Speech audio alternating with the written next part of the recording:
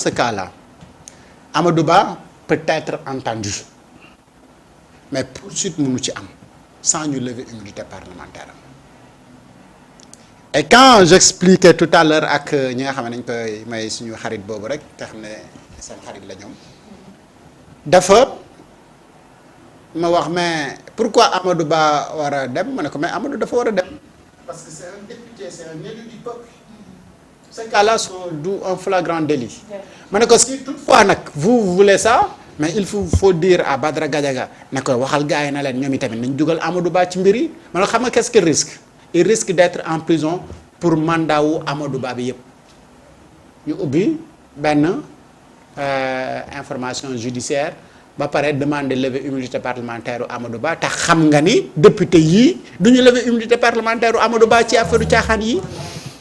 ñan ñoo koy lever sax. moo ma jaaxal ma ne ko si toutefois nag son avocat di demander à ce que ñu teewaale Amadou Ba mooy que ni mu ngi gën a yàggal waayam ci kaso bi. léegi moom fa mu jàpp noonu jéem a jëfandiku ci contumace bi ma ne ko contumace boobu nag man sax mën naa ko indil contumace bi jugement bi muy jéem a jëfandiku ne xam ne jugement boobu noonu par contumace la keroog ba nga xamante ni que ñu doon jugé ne gisuñu ko keroog bañ ko gisee jour boobu la contumace bi daanu donc jugement boobu existeetul donc ce n'est plus une information lépp lu ci waaye wax ne en réalité en nangam sangam en lii nii lii moo ci am ci jugement beeg lii la mooy que ni yaa ngi dans la division de fausses nouvelles. et division de fausses nouvelles man bu fekkee ne da nga ma diffamé wala nga diffamé ma de fausses nouvelles su ma neexee bu dee ñaar ngeen ma ne kii topp ma ko man kii lay topp est-ce que comprendre nga li ma bëgg a wax. bu ko neexee Ousmane Sonko bu dee Samba ak Mariata ñoo ko diffamé mu ne Mariata mii moo ma naqari kanamam gi ak muuraayam bi te man kuy muuru du bokk sama gouvernement loolu moo tax comme day muuru. xaaral ma wax ak moom. ok kenn moo fi amoon kuy muuru du bokk. léegi su ko defee kooku bu ko neexee wax ne kii moom toppewu ma ko dara. léegi nag Badara ce qu'il a dit aux enquêteurs ba doon demander à ce que ñu garder à vue également. Amadou Ba mais waroon na ko bañ a ñàkk laaj. c'est son avocat qui dit génn di expliquer épaule d'avocat ndeysaan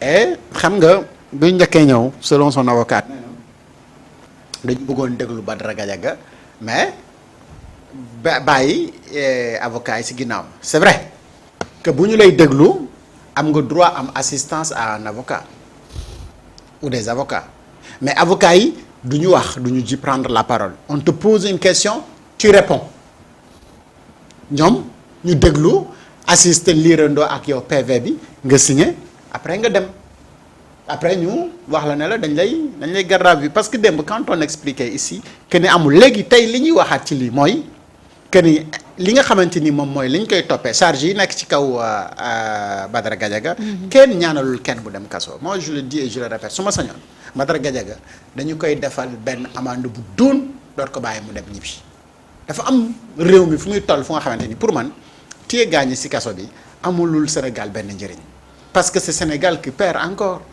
c'est notre eau c'est notre électricité c'est nangam sangam et seen nekk foofu ci kaso gi apporte lu ñu absolument dara donc ñu dooroon leen ay amende pour man moo gën a utile que ñun donte Samba après me dira que je ne suis pas d'accord avec toi. c'est clair et net. dañu dem parce que xam nga Samba na kaso boo ko xamee véritablement da ngay xam ne nit dem fa daal amul benn njëriñ daal. mais sëñ pour des cas pareils. li nga wax nii yëpp ni moom mais li nga xamee moom moo am. waaw mooy charge yi ñu ko toppee nii. waaw ku ñu ci topp ku ne. mais le mandat de dépôt est fa laa doon jëm. mandat de dépôt bu ñu moytuwul du ko wàcc. parce que liñ ko tegal dafa bëri. le mandat de dépôt ci li ñu koy toppee nii. le mandat de dépôt est systématique. waaw donc fii ak ci kanam. bu la dara di surprendre. buñ ñu ne la Badara Gadiaga est placé sous mandat de dépôt. loolu bu mu la surprendre guerre. on verra bien waaye liñ ko tegal nii yëpp. loolu moom bu mu la surprendre gis nga garde à vue am ni mu ñu ñàkkee bettee démb. noonu la ma mandat de dépôt am di ñàkkee bett bu fekkee am na tey. d'accord te waxoon naa la fii démb bu fekkee ne dañ koy libérer ba di ko libérer di ko bàyyi muy dem ce sera au parquet mais pas ci cybercriminalité. d'accord xam nga topp gis nga boo fi commencé amende. mais jamono ji ku ñu fi. boo fi commencé mandat nit de di dépôt dina métti de. gis nga bés boo fi ak commencé grève bi. nit di saaga. ñu koy amende. bonjour les dérives. top dama déglu démb Ousmane Pape Ousmane bu sans limite. Cissé. waaw POC. que je félicite nuyu. rendre hommage au passage ci seen liggéey. Pape Ousmane mu ne dafa am benn nit bu ko woo ne ko woo nañ ko fay ko xaalis bu weex tàll pour muy mu toog ci xas, weti waaw. Badara Gadiaga di def même chose que Badara que Gadiaga Badara waaw il a refusé. tey bu ñu amandoon Badara Gadiaga à la minute qui suit dañ koy ñu fay. génne xaalis teg ko ci kaw table bi mu xëyaat suba delluwaat di saaga li muy saaga parce que ces gens-là ils sont prêts à casser seen tirelire pour satisfaire lu ñu bëgg mooy humilier insulter Ousmane Sonko moo tax man à ce niveau-là dama ne amende bi man d'accord ma ci parce que gars yi ñoo ko wax gars yi du ñoo fi wax ne nous avons des opposants milliardaires waaw milliardaires yooyu loo leen amende loo ñu fay ko waaw dëgg pourvu que parce ñoom lu ñu ñii seen bëgg milliard. ci penc mi mu sax gis nga mbay gis nga tey dafa am comportement yoo xam ne pour l'arrêter il faut des mesures fermes il faut des mesures fermes parce que ku sañ a jël ay chroniqueurs parce que nañ ko waxte de genn wàllu chroniqueurs yi toog ci antenne bi yëpp ñan ñoo leen di fay ce n'est pas kër gi ñuy liggéeyee de du kër gi ñuy liggéey ñoo leen di fay de ay nit ñoo naan la jëlal ma diw man maa yor salaire am pourvu que li ma bëgg na koy wax loolu moo fi am ah. booy def ñu lay message naan la toj nga fi. waaw nga teg baax na. waaw ñooñu boo leen bàyyee tey fay di leen fayloo amende mais ils vont continuer à insulter parce que da leen di wóor ne buñ leen dóoree amende dañuy génne xaalis ñoo fay après continuer ñun dañoo tolloogul fu ñuy amender xam nga fu ñu toll. ku wàcc yoon ñu teg la ci yoon bu jaree ñu tëj la loolu rek laa gëm parce que ces gens-là qui veulent combattre ce régime-là ils sont prêts à xoolal miraas seen bopp pour payer le prix ndax ñoom dañu jàpp ne tey xaalis bi ñuy génne di ci fay ay chroniqueurs di ci fay ay insulteurs c'est un investissement. ndax xam nga lu ñu bëgg. robinet bi tëj ñu tijji ko. wala ñu gaawaat yegg si au pouvoir. du gaaw de. quelqu'un qui est comme ça nag. lépp lu mu ko jaral pour loolu am ah dana ko ci def. seule solution mooy ku ci dëng yoon ñu dem tëj la. d'accord ñu avancé. ok waaw. ñu avancé dem États-Unis ñu dem dëkku Donald Trump. Sénégal na xoola ndeysaan ñi ci kaw ñi ngay liggéey pour réew mi avancé. da nga may yóbbu dëkk bu ma miin. mbese gaa ngi ci suuf di bëgg yàq liggéey bi. sëñ Naalune ñu dem États-Unis mais balaa ñoo dem États-Unis mais sëñ Naalune en tant que communicant. quelqu'un qui est très passionné par la communication contexte bi Ousmane Sonko di wax. nan nga ko juger contexte bi nga xam ne y a trop de bruit y a trop de pëccëxoo Ousmane ne day wax. alors c'est un moment très opportun. pour lui maintenant ce qu'il faut définir mooy lan mooy nekk ci contenu wu la muy waxtaanee. et contenu la muy waxtaanee en général pour des contextes comme ça un homme comme Ousmane Sonko bu ñëwee day def nii. waaw day def am différence totalement ak li nga xamante ni moom mooy lii am. aujourd'hui ay bruit mooy am ay quelques détails yu sew. et maintenant Ousmane veut amener si penc mi. l'essentiel. wax nit ñi lan mooy axe prioritaire yi. waay et boo gisee démb pour comprendre stratégie de communication Pastef ni mu toll. gisoo benn waa Pastef bu commentaire ne serait-ce que benn virgule ci mbirum Badara Gadiaga. ils parlaient tous du voyage du président Diomaye Faye. tout à fait. et voilà terrain bi nga xamante ni moom la Ousmane également di leen woo. et moo tax ce moment-là Ousmane a pris le courage de communiquer pour leur dire au moment où les gens les tonneaux vides font beaucoup de bruit là-bas. yéen ñi def l'essentiel. il faudra communiquer avec ñi nga xamante ni ñoom leen si message am bi lan la ko tëjee yow lire nga message bi non. kon c'est. et si message Ousmane Sonko bi. lire naa ko kay. ci lan la ko tëjee dimbali ndax ma mën a continuer li may waxtaan ak. lim ko tëjee. waaw li mu tëjee message bi. waaw dama jox la ko léegi. parce que phrase boobu. boobu moo am leçon mooy solo si. Ousmane nee na. waaw bu mujj bi rek. restez mobilisés restez à l'écoute. jeex na le message c'est clair. jeex na. restez mobilisés. Restez pour à l'essentiel restez à l'écoute. Ensemble, nous relèverons les défis qui attendent notre attendent pays. notre pays. moom réew mi ko ñor de. et voilà ce qu'il veut dire aux gens que ni tey jii c'est vrai on va entendre ceeb bu sew bi yëpp jóg di wax les gens vont faire beaucoup de bruit ils vont faire les gens font beaucoup de bruit et dinañ wax dinañ jéem a taqal dinañ jéem a désorienter nit ñi ci l'essentiel mais c'est pas le moment nit ñi di leen désorienter ci l'essentiel dafa am un dossier bu nga xamante ni ñoom même bi ñu nekkee au pouvoir moom lañ leen politiquer mooy dossier bi ñu fi créé en 2021 mooy le dossier Adji Sarr. jàpp ko ŋabbu ko ba daanu ci bëgg ko ŋabbu di ko opposé boo Ousmane daf na leen bu leen nangu loolu. déedéet.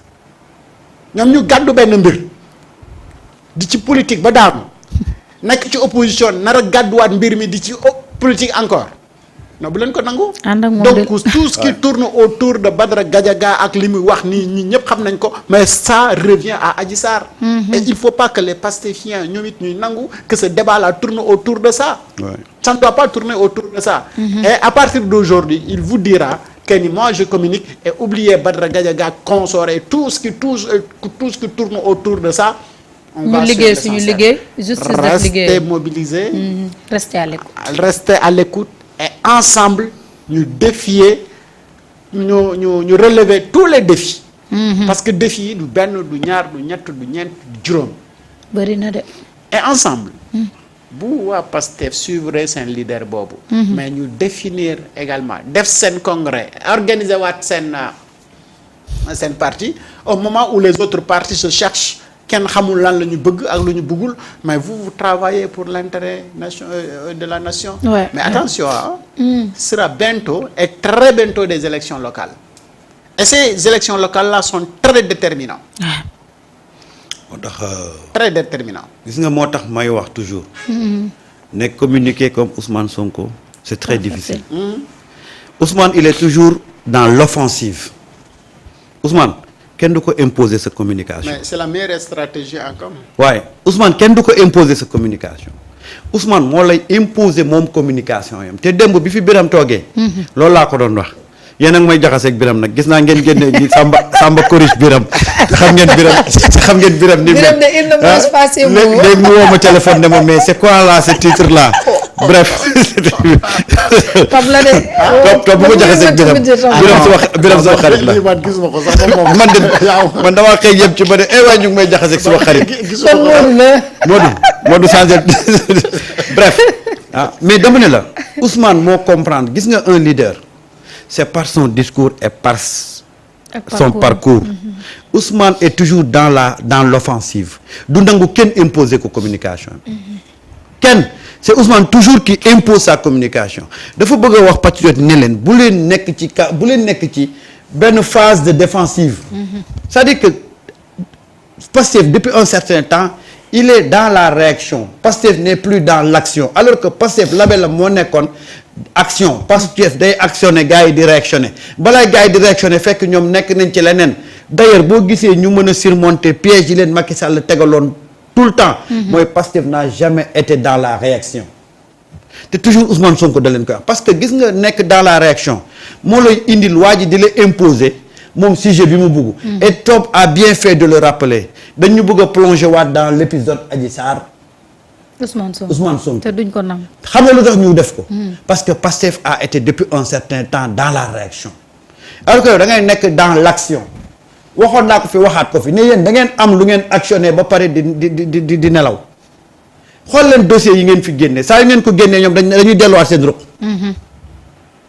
saa yu ngeen génnee benn dossier bu explosif rek keroog semaine boobu kenn du wax waa nga am loolu di leen may terrain ba ñuy imposer léegi seen communication xaaral ba Ousmane génn ci beneen paradigme lay dugg ci communication gars yi nekk fa c'est-à-dire que gis nga dafa am loo xam ne da nga koy comprendre ci politique. ñii normalement si les gens avaient très bien compris comme ni ko Ousmane comprendre gars yi kenn du wax. déedéet kenn du wax ndax dañ leen ameel ay dossiers yoo xam ne xoolal saa yu ñu buggee noppi rek jarul sax génne dossier bi génneel en-tête bi rek en-tête bi ngay génne ne ko xoolal lii boo ko waxee rek mu noppi. mu bàyyi. mais yow am loo xam ne yow war nga ko mën a imposer ngeen toog di layam-layami ba gars yi jóg parce que boo xoolee gars yi ñi nga xam ne xool leen rek. bëgg nañ imposer wu mais amuñu lu ñu imposer wu. amuñu matière. Quand l'opposition s'allie derrière Badara Gadiaga ça veut dire que y a problème. Allah y a problème. y a problème tey opposition bi amul denn lu mu mën a wax en terme de action wala lu gouvernement bi def lu ñu mën a agripper wu. pour attaquer ko léegi xamalu ci lan la ñuy daw journaliste bu ñu tëj wala chroniqueur bu ñu tëj ñu jël ko bëgg ko def un problème national. naan liberté d'expression on doit acca ana ñu woon ne dañuy dem Nations Unies. ñoom de demaguñ ba léegi. ana ñu waxoon ne dañuy dem ca visiter Bassirou Diomaye Faye ba États-Unis def fa marche di ngeen xam ne États-Unis gars yee ko moom. États-Unis seen camping car lañ yor. di wër moom ci dëkk ba ñoom tuufaay fa gaa yooyu dañoo am jot de seen terrain boobu man looloo tax waa diaspora neex ma. diaspora dañoo am seen terrain conquérir ko ba pare téye ko seen loxo. ni dañoo am fula li nga xeex au prix de ay vie au prix de sacrifice waru leen toog di layam bi ay nit bu ko nangu ci seen loxo. déedéet toujours de leen fàttali ko fan ngeen jóge ba agsi fii toogu leen di nelaw ba yegsi ci pouvoir bi des gens se sont sacrifiés